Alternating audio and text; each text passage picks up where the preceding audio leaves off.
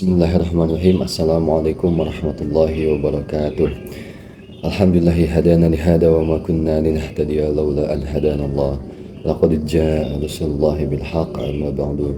Allahumma salli ala sayyidina Muhammadin salatan tunjina biha min jami'il ahwali wal afat wa taqdi lana biha jami'al hajat wa tutahhirana biha min jami'is sayyiat wa tarfa'una biha indaka 'alad darajat وتبلغنا بها أقصى الغايات من جميع الخيرات في الحياة وبعد الممات.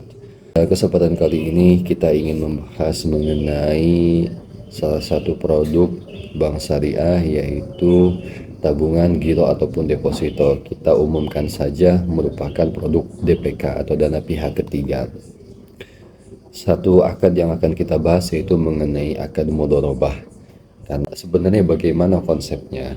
Akad mudharabah pada prinsipnya terdiri dari dua pihak ataupun lebih ya. Yang pertama, salah satu pihak adalah seorang sohibul mal, pemilik modal.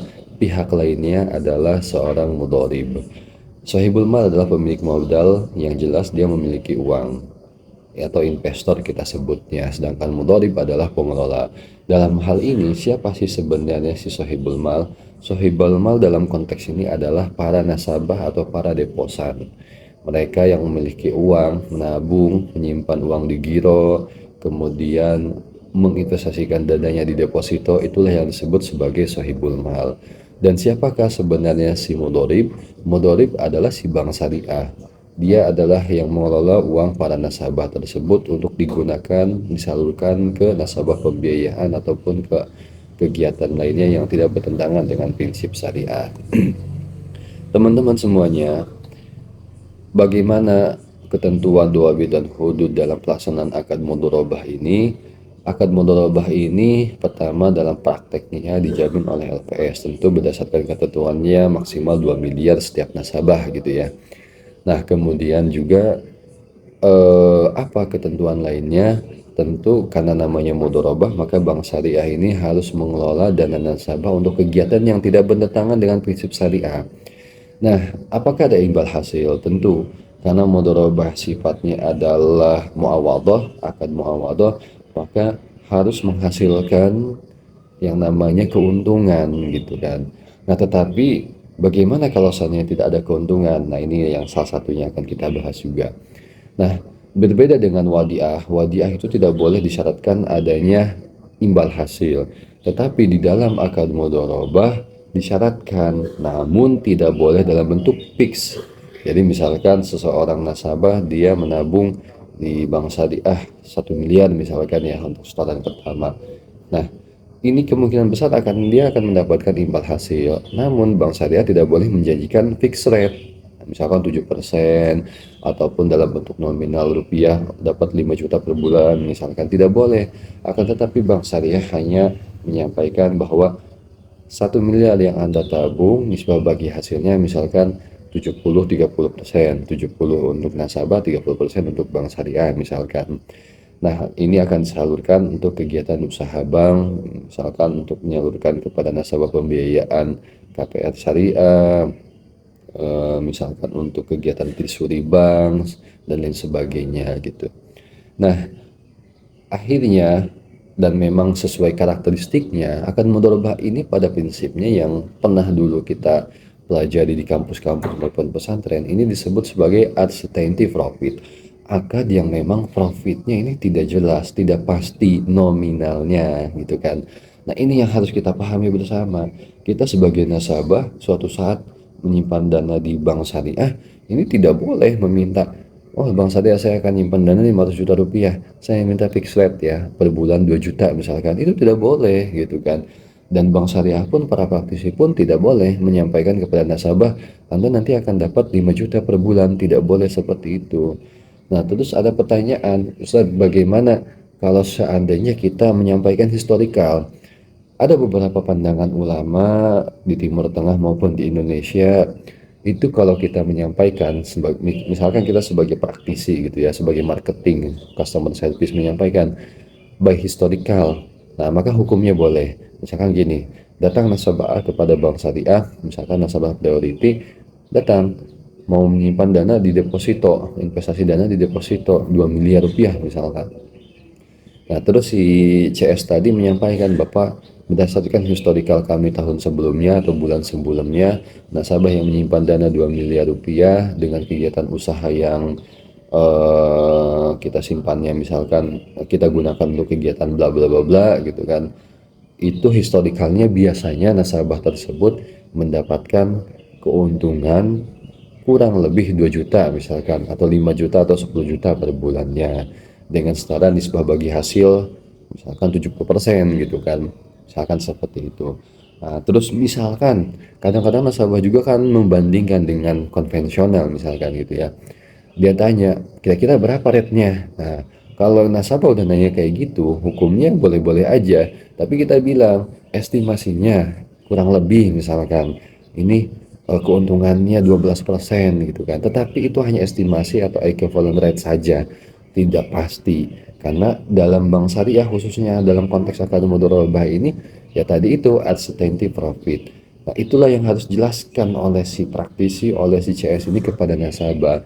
Jadi Bapak Ibu sekalian, teman-teman semuanya, si CS itu harus menyebutkan bahwa memang berdasarkan fatwa 1, 2, 3, nomor 1 maksudnya, nomor 2 dan 3 tentang tabungan, tentang giro deposito, dan berdasarkan akad fatwa DSN MUI nomor 115 tentang akad mudharabah, maupun berdasarkan POJK 13 2021, bahwasanya memang karakteristik akad mudharabah ini uncertainty profit gitu, yang mana keuntungannya memang berdasarkan realisasi pendapatan bank yang kemudian nanti akan di breakdown sesuai dengan nisbah bagi hasil, sehingga jadilah realisasi bagi hasil gitu. Kalau ditetapkan rate-nya secara fix, nominalnya secara fix, maka itu akan bertentangan dengan prinsip syariah.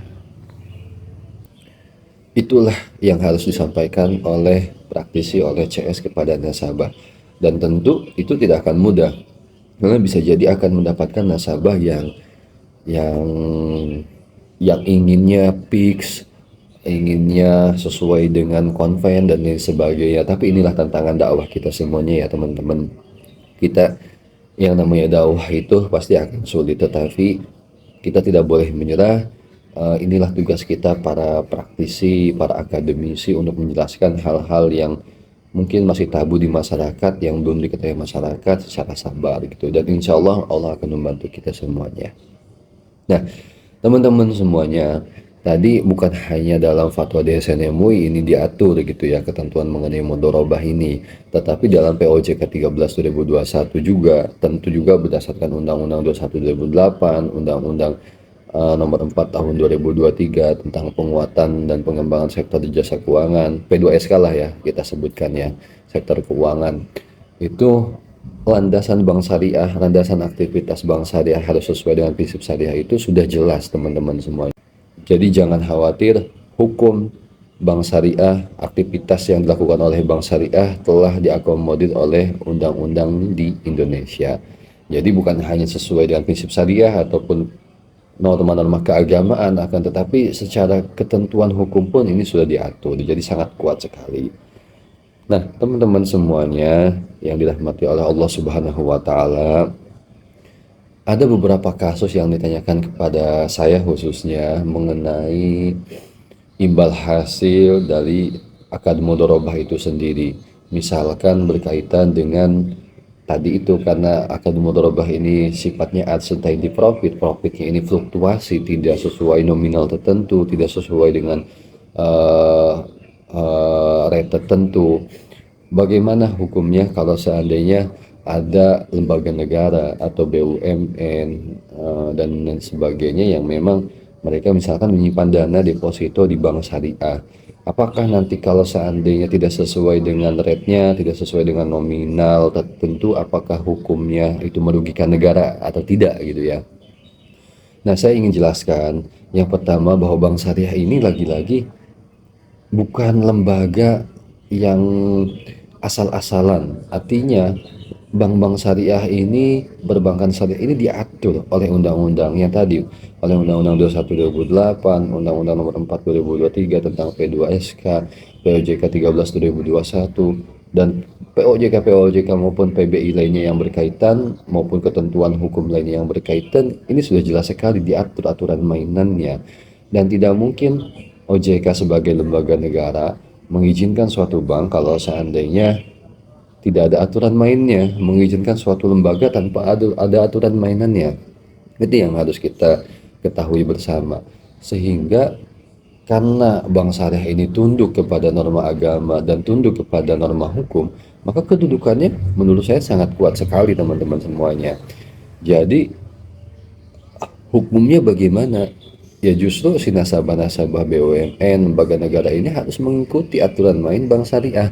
Namanya bank syariah ya beda dengan bank konvensional. Kalau di bank konvensional, seketika deposan menyimpan dananya di deposito, ya maka hukumnya mohon maaf, hukumnya adalah kod utang piutang. Ketika dijanjikan nominal tertentu oleh si peminjam atau disyaratkan nominal tertentu oleh si pemberi pinjaman yaitu nasabah, atau mereka berdua menyepakati, maka hukumnya riba. Kullu qardin jara manfaatan fahuwa riba idza kana masyrutan aw muta'arrafan bih.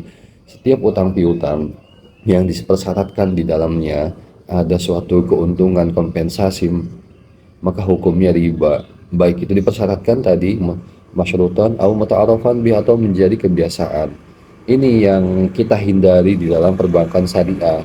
Makanya ya kalau deposan menyimpan menginvestasikan dananya di deposito bank syariah, ya maka harus tunduk kepada aturan syariah yang mana sudah diadopsi pula, dipositifisasi pula ke dalam ketentuan peraturan perundang-undangan. Nah, jadi jangan khawatir teman-teman semuanya. Terlebih di dalam Undang-Undang BUMN Nomor 1 Tahun 2025, khususnya di Pasal 3H Ayat 2, disebutkan bahwa keuntungan dan kerugian yang dialami oleh BUMN dalam melaksanakan investasi merupakan keuntungan atau kerugian badan, bukan milik negara. Artinya, kerugian yang dialami oleh BUMN dalam kegiatan bisnisnya tidak lagi dikategorikan sebagai kerugian negara, sehingga tidak serta-merta dapat dijadikan dasar untuk menjerat pelaku dengan tindak pidana korupsi. Nah, cuman menurut saya, tadi jelas ya dalam Undang-Undang BUMN disebutkan itu bukan kerugian negara kok. Nah, tapi menurut saya gini teman-teman, ketika lembaga negara BUMN menyimpan dananya di deposito bank syariah dan mengalami fluktuasi imbal hasil bagi hasil, itu sudah tidak serta-merta rugi teman-teman. Karena pada prakteknya data yang saya miliki ya di salah satu bank syariah terbesar di Indonesia, itu fluktuasi memang. Misalkan bulan ini dia di bawah proyeksi, tapi di bulan depan dia akan melampaui proyeksi, bulan ketiga melampaui proyeksi, nanti akan ada masanya turun lagi, nanti akan ada masanya naik lagi. Jadi ini adalah keuntungan dan kerugian investasi yang murni. Meskipun dikatakan kerugian tetapi tetap ada untung sebenarnya, hanya saja di bawah proyeksi, itu saja sebenarnya. Nah, jadi memang inilah karakteristik syariah yang dulu pernah dijalankan oleh Rasulullah Shallallahu Alaihi Wasallam bersama Sayyidah Siti Khadijah sebelum beliau berdua menikah, yaitu akad mudharabah. Rasulullah selaku mudharib menjalankan usaha yang dimodali oleh Sayyidah Siti Khadijah gitu. Dan saya rasa karakteristik bisnis yang lain pun mayoritasnya juga seperti itu ya gitu ya, kecuali yang memang usahanya yang memang pinjam meminjam uang gitu ya, yang memang akhirnya dibungakan, akhirnya fix gitu kan. Tapi kalau kita jualan misalkan, jualan di pasar, kita ngasih modal kepada para penjual UMKM gitu kan, apakah setiap hari hasilnya akan sama? Tentu beda gitu. Apakah setiap minggu hasilnya akan sama? Tentu beda. Karena pembelinya setiap hari itu akan beda-beda. Orang-orangnya akan beda, jumlah orangnya akan beda, nominal pembeliannya akan beda. Ya begitupun dengan bisnis di bank syariah. Ketika nasabah deposan menyimpan dana, menginvestasikan dana, kemudian digulirkan oleh bank syariah ke berbagai kegiatan usaha, tentu akan beda pula keuntungannya gitu kan. Ada yang misalkan disalurkan ke nasabah musyarakah, tentu akan fluktuasi juga. Ada yang disalurkan ke nasabah murabahah, itu memang akan fix, akan tetapi bisa jadi ada nasabah-nasabah yang menunggak misalkan, atau nanti disalurkan ke kegiatan usaha lainnya. Jadi teman-teman semuanya, yang jelas bagaimanapun effort bank syariah untuk menstabilkan pendapatan atau imbal hasil kepada nasabah tetap ada resikonya, baik itu dengan mutlakoh maupun muqayyadah. Jadi meskipun di dana mutlakoh itu bersifat umum, bank syariah akan tetap berusaha agar menjaga keseimbangan proyeksi bagi hasil. Tapi lagi-lagi kembali kepada karakteristik akad mudharabah itu, yaitu uncertainty profit. Mau nggak mau ini berbeda dengan bunga, pasti akan berbeda treatmentnya dan hasilnya pasti akan berbeda, khususnya dalam konteks DPK mudharabah yang begitu jelimet perhitungannya, yang sohibulnya begitu banyak, sehingga pasti akan perhitungannya akan berbeda dengan bunga-bunga yang bersifat fix gitu ya, yang bersifat pinjam meminjam gitu. Jadi tidak bisa disamakan juga. Inilah yang mungkin harus kita pahami bersama. Begitupun dalam konteks mudharabah muqayyadah.